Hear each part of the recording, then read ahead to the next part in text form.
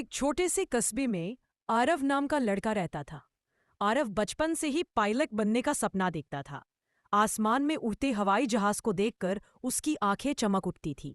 लेकिन उसके पिता एक मामूली दर्जी थे और परिवार की हालत बहुत कठिन थी। जब कभी आरव अपने सपनों की बात करता, पिता धीरे से मुस्कुराते और कहते, बेटा, सपने देखना आसान है, पर उन्हें पूरा करने के लिए मेहनत करनी पड़ती है। आरव ने ठान लिया था कि चाहे कैसी भी मुश्किल आए, वह आसमान छुएगा। स्कूल की पढ़ाई पूरी करने के बाद उसने एयरफोर्स की परीक्षा देने का फैसला किया। लेकिन किस्मत ने उस पर गहरा वार किया।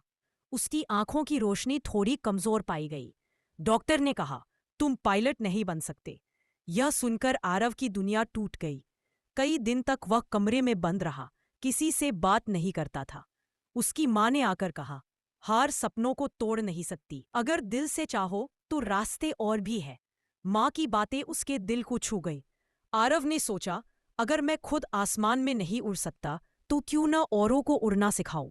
उसने विमानन इंजीनियरिंग, एरोनॉटिकल इंजीनियरिंग करने का निर्णय लिया।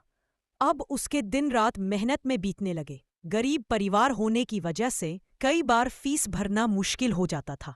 आरव रात को लोगों के कपड़े सीता और दिन में पढ़ाई करता। दोस्त उसका मजाक उड़ाते, तू पायलट बनना चाहता था और अब दर्जी बन गया। लेकिन आरव चुपचाप काम करता और भीतर से खुद से कहता, आज ये सिलाई की सुई है, कल यही मुझे सपनों की उड़ान दिलाई दी। सालों की मेहनत के बाद आरव ने टॉपर बनकर इंजीनियरिंग पूरी की। उसे एक बड़ी एरोस्पेस कंपनी में नौकरी मिली। पहली बार उसने अपने हाथों से एक विमान का इंजन बनाया। जब वह इंजन आकाश में उड़ते विमान का हिस्सा बना तो उसकी आंखें नम हो गईं। उसने धीरे से आसमान की ओर देखा और कहा, पापा, मैंने वादा निभाया, मैं उड़ान का हिस्सा बन गया। उसकी कहानी पूरे कस्बे में फैल गई।